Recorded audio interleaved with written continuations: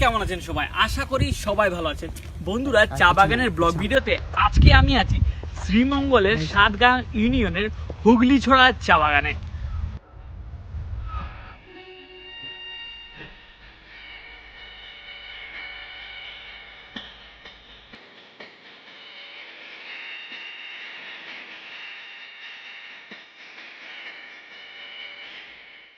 বাংলাদেশের চা বাগানে সিলেট তো সব সময় সেরা, আর সিলেটের সব থেকে সেরা হচ্ছে শ্রীমঙ্গলের চা বাগানগুলো।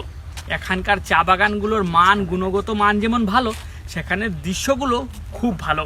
বন্ধুরা, আমি আমার জীবনে অনেকগুলো চা বাগান ঘুরে ঘুরে দেখেছি, তবে চা বাগানের সৌন্দর্যে এই বাগানের কাছে যেন সব বাগানই হেরে যায়। চা বাগানের সৌন্দর্য তো সব সময় ভালো, কিন্তু এই বাগানে যে চা বাগানের দৃশ্যটা, সত্যি লুকটা দেখলে আপনি বিশ্বাসই করতে পারবেন না। আপনি মনেই করতে পারবেন না যে আপনি বাংলাদেশের কোনো চা বাগানে আছেন, মনে করবেন আপনি ভারতের কোনো চা বাগানে আছেন। যে দৃশ্যটা পুরো আসামের দৃশ্যের মতো। আমি চাই দৃশ্যটা আপনারা দেখুন, একটু দেখুন, ভিউটা দেখুন।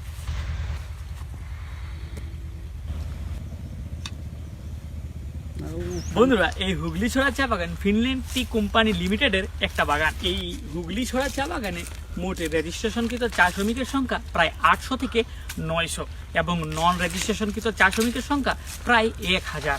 এই বাগানে প্রায় 1500 থেকে 2000 চা শ্রমিকের বসবাস রয়েছে।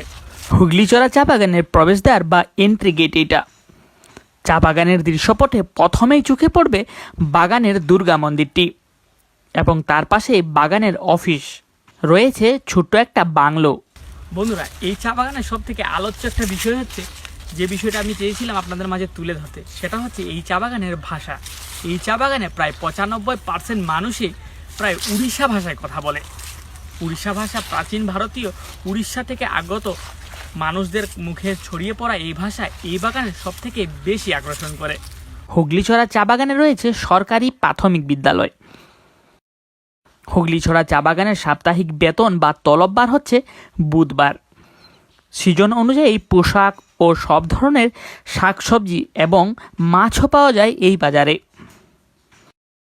বন্ধুরা, শীত মৌসুমের এই সিজনে চলে কলম কাটার কাজ। কলম কাটা হচ্ছে চা বাগানের যে উপরের চারা গাছগুলো আছে, সেগুলোকে হালকা ছেটে ছোটো করা। এদিকে দেখতে পাচ্ছেন, এটা হচ্ছে চা বাগানে কলম করার পরে, আর এদিকে দেখছেন সেটা হচ্ছে কলম করার আগে। আপনাদেরকে বলি, আপনারা যারা শ্রীমঙ্গলে বিশেষ করে একটা চা বাগানে ঘুরতে আসেন, তারা এই শীতকালে মৌসুমে আসবেন, শুধু মনে করবেন যে চা বাগানের সৌন্দর্য হয়তো ফিকে হয়ে গেছে, কিন্তু বাস্তবে তা নয়। শীতের মৌসুম শেষ হতেই বৃষ্টির আগমনে চা বাগানের তার নিজ রূপ আবার বহন করে। নিজ রূপে এই চা বাগান এমনটাই দেখতে লাগে।